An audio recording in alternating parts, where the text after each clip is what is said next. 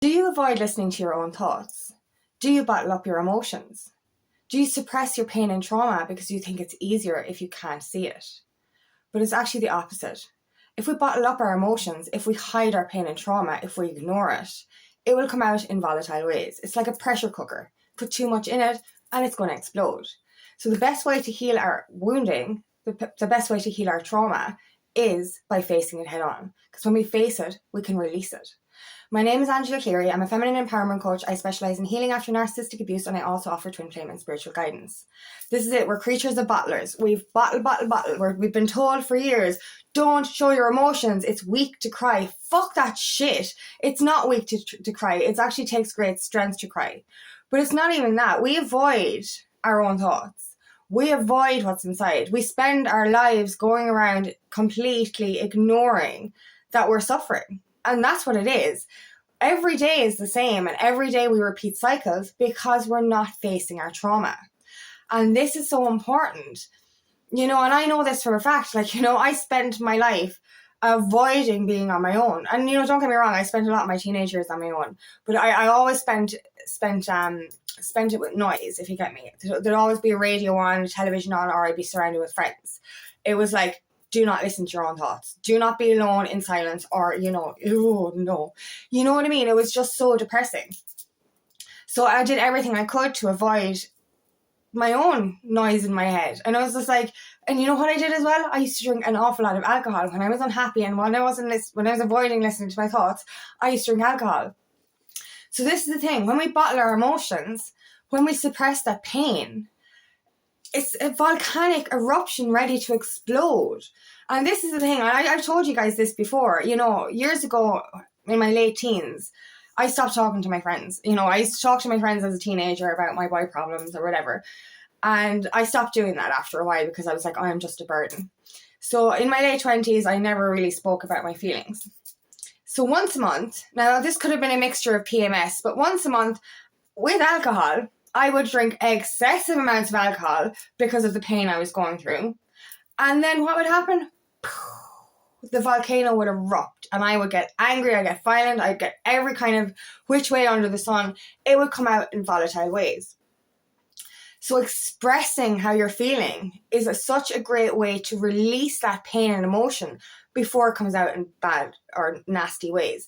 And that was for me back in the day. It was alcohol, it was rage, it was anger, and I used to cry as well. But because I bottled up what I was feeling, and I was never one to speak out about what I was going through.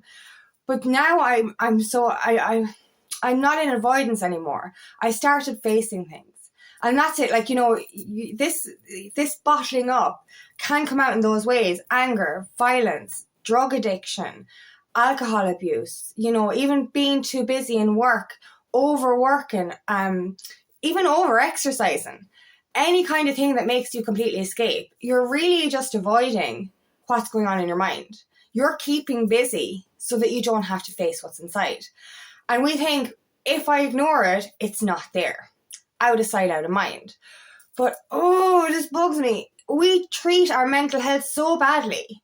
We treat it like it's not important. But our mental health is the same as having an open wound. It's the same as having a cut on your knee. It's a wound. Just because it's not visible doesn't mean it's not there. If you left a wound neglected, what's going to happen? It's going to get fucking infected. It's going to get really bad. You can't ignore a gaping wound on your leg. So why the fuck are you ignoring a gaping wound in your internal system? Because that's what we're effectively doing. And in ignoring it, it's going to get fucking infected. It's going to get worse. And we think, I used to live in this energy of being so depressed all the time, so miserable, so anxious, so in avoidance of being on my own in silence. So afraid of what was inside, afraid of my demons. And you know what? Your demons aren't that fucking bad if you face them. And that's what it is, if you face them.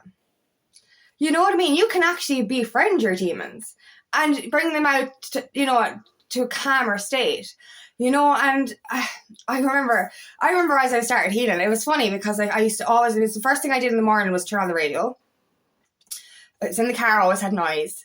Minute I walked in from work, before I barely greet the dogs and I'd be switching on the fucking radio, needed noise all the time. And I remember as I started healing, like, you know, I'd be coming in from work and I'd be like, it'd be about 10 or 15 minutes go by and I'd be like, shit, I have to turn on the radio. And it was just like, I've been in silence for 10 minutes. Wow. So then I started to do it a bit more. But I find that, I love silence. I fucking love it now. Absolutely love silence. And I find introspection and silence and talking to yourself is the best way to get to the root of the problem. So ask yourself questions. And this is why self-awareness is so important. You know, and actually being open to listen to yourself. Ask yourself why you're in pain. Ask yourself what you're bottling up. You know, and I know it's hard when we actually, and this is one of the most important things that I do. I can't fully heal something unless I know where it comes from. I need to know the source. And that's the thing with me. Like, I'll be healing a certain wound. So, for example, the latest wound I've been healing is my unworthiness wound. Actually, that's been ongoing. But it really got loud there the last couple of months. So I was doing the work, I was doing the inner healing, I was doing the inner child healing, I was doing that nurturing, I was doing everything I could. And that was it. It was, you know, when I was working through it, there was a lot of anger there as well. And I actually got a bit of coaching on it, which was really helpful. And, you know, actually I'm so much calmer since, because I found the source of the problem. I had 2 sessions of coaching on this, and one was to do with my anger, and one was to do with the unworthiness, to do with my appearance. And after getting the coaching on my anger, I'm so much calmer because that session helped me discover where that anger came from. In the next session I had, which to do with my appearance, it was actually the day after that I discovered it, you know, really triggered me. But you know, the morning after I sat with it. I love being out in nature, sitting out in the garden and ask yourself a couple of questions. You'll figure out everything. You'll figure out the source of everything. So I was asking myself those questions and I was just like, oh my God, it's like that epiphany aha moment. I was like, oh my God, that's why. You know, obviously our wounds come from our childhood, our past traumatic relationships, and certain things that have happened along the way. And, you know, I've healed my childhood trauma, and I'm still, it's work in progress. We're constantly healing. I've healed the issues around my abusive relationships. And obviously we heal in layers, so they do come back up. But there, whatever it was about this wound resurfaced, and I was like, where the fuck is it coming from? I know that there's a source here. Where's the fucking source? I figured out the fucking source. And you know what? I feel super. I went, like I tell you, this unworthiness wound was really loud because I went through severe anger issues that came from my inner child. And I also went through severe issues around my appearance. Oh my God, it was really bad. And I just felt so unattractive. But the minute I found the source of these problems, the anger went away. And now I know I'm fucking gorgeous. Do you know what I mean? It's like I just got over that pain, that worry, that fear, that feeling of not being good enough. And that's because I got to the source of the pain. And yes, it is hard to, especially when in the early days of the healing, we're finding the raw source of the pain. So we have to dig deep into our past. We have to dig deep into our childhood. We have to reface all this trauma in order to release it, to heal it and release it. And that is a hard part. And that's why we avoid. Because we're like, if I stay on my own for too long, if I listen to my thoughts, then I'm going to get depressed. I'm going to get emotional. I'm going to have to feel the pain I'm going through. And I just want to avoid it. And as I said, it's just, no. Like, can you imagine a heavy backpack? I've said this before, full of rocks on your back. And every rock is a representation of any pain or trauma you've been through. And you go through more pain and trauma, and you fill up the backpack even more. That shit is fucking heavy, man. It really is. And all you have to do is grab a rock, look at it, see where it's from, face it, feel it, cry, purge it, scream if you want to, and throw that fucker away. Get rid of that shit. Empty that fucking backpack. Oh my God, it feels so fucking light. There's no fucking heavy backpack anymore. You know what I mean? It's just so beautiful. And as much as it is scary to face the stuff, it's not actually as bad as we think it's going to be. And looking back, right, and I know I go through massive purges. I'm constantly healing. Every day, every week, I'm going through these purges. And, you know, and thankfully, they're getting so much better. So, like, I'm not actually crying all the time anymore. But, you know, it's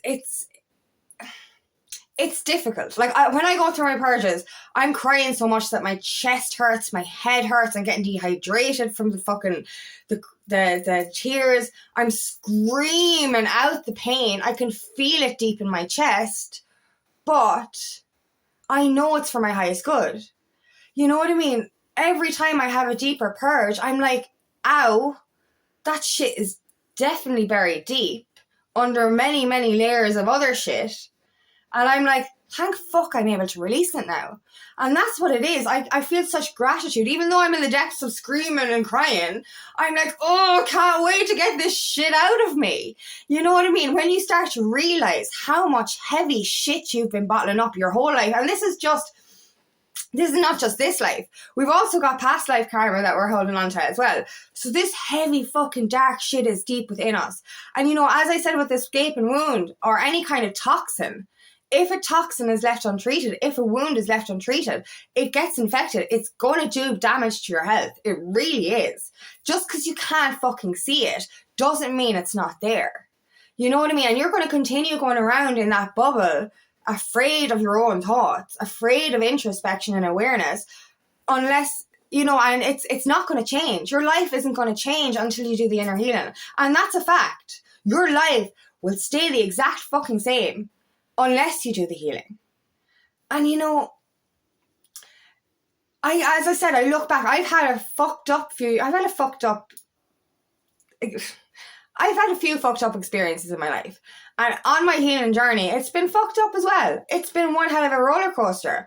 But when I look at I've been awakening since 2018. So if I look at the space of time between 2018 and now, right, 7 years, those 7 years were hectic. So much deep introspection, so much deep healing, so much trauma resurfacing.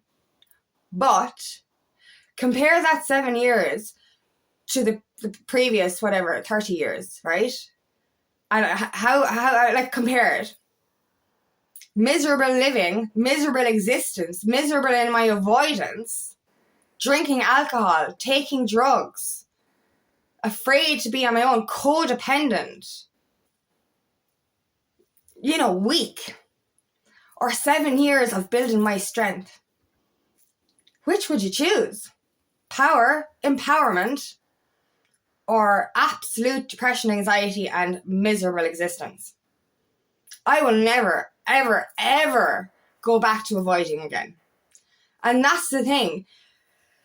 No matter how much pain we have to reface when we're healing, it's nothing like the pain of avoidance. And that's a fact. That is a fact. That heaviness, oh my God, that heaviness. Like, oh, no.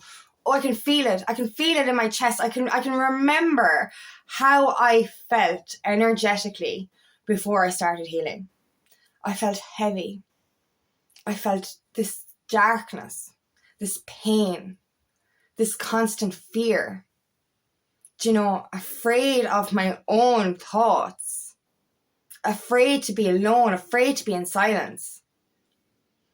You know, very, very weak, unaware, so conditioned. Or now, doing that deep introspection, having that self-awareness, asking myself those hard questions, refacing that trauma so I can release it. And it's amazing. It really is amazing to get to the other side. And as I said, for me especially, I need the source. I could be healing something for a couple of months, and it could take the couple of months, and I'm doing the work, I'm doing the healing, but it takes me to that moment of deep introspection where I'm like, where is it coming from? Why did I feel like this? When did it start? How do I pinpoint why it happened? Because I know it's to do with my childhood. I know it's to do with my past relationships, but there's something else. Where else did it come from? And it was such a beautiful moment to be able to discover that. And I was just like, oh, thank God. And the minute I did, everything I was worried about disappeared. All that unworthiness, it was like a flip of a switch. Because I sat there for a few minutes and I asked myself a few hard questions and I was like, oh, that makes sense. I'm grand now. And that's how we release it. We really do. We can go through that pain, but we can just say to ourselves, why are you here? Where do you come from? Why am I feeling this way? When did I start to feel this way? And then you're like, this makes sense, this makes sense. And then you join all the dots together and you get this lovely little picture. And then you're like, oh, that makes so much sense. Now I can let you go. And it is that simple. It really is. And I know, well, it's simple. I know healing is hard, but it's so much worth it. It really is. So that's what we have to do. We have to face our wounding, face that trauma, get that shit out.